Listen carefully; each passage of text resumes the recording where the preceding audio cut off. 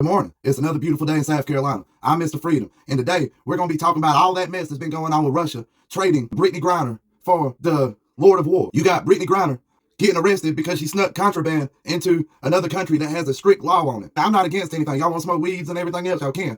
But if you go into a place like China or Russia who has extreme laws for stuff like this, you're taking a huge risk, and you know the possible outcome. If you try to sneak like cocaine or fentanyl into our country, they're probably going to give you life.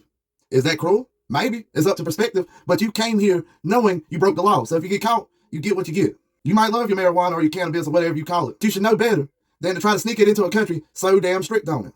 A labor camp doesn't sound like a good alternative to catching a little buzz. And if you can't go without it, just don't go to the country. I love firearms. I'm absolutely addicted to them. But if I bring this AR-15 broken down into a bunch of pieces into like Europe or Russia, just let's say Europe, I'm pretty sure I'm never going to see the light of day again. And I know y'all saying, well, it was just a vape cartridge. That's the equivalent of me saying, this is just a 22. Why are y'all tripping for? I woke up and heard they let Victor Bout out. So I was thinking, good. We got Paul Whelan back, a man who's just a Marine, been serving our country, and went over to Russia for a wedding and got accused of being a spy.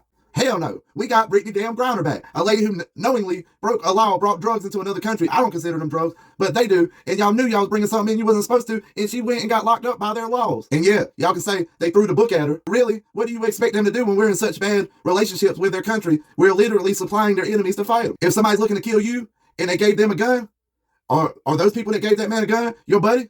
I think not. And Biden, he's so anti-2A, he's talking about all this safety, keep all these firearms off the street, but he let Mr. Victor out, and this guy's called the Merchant of Death. He even conspired to kill a bunch of Americans like myself and you. And guess what? Biden said, he sells all these guns to everybody in the world. Let's just let this motherfucker out.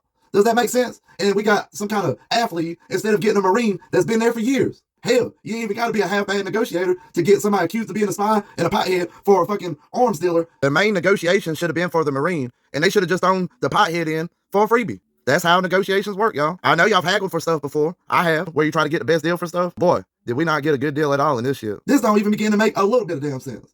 You got a Marine out there. Why do you think people don't list no more? They can't rely on their own damn government to get them out if something happens.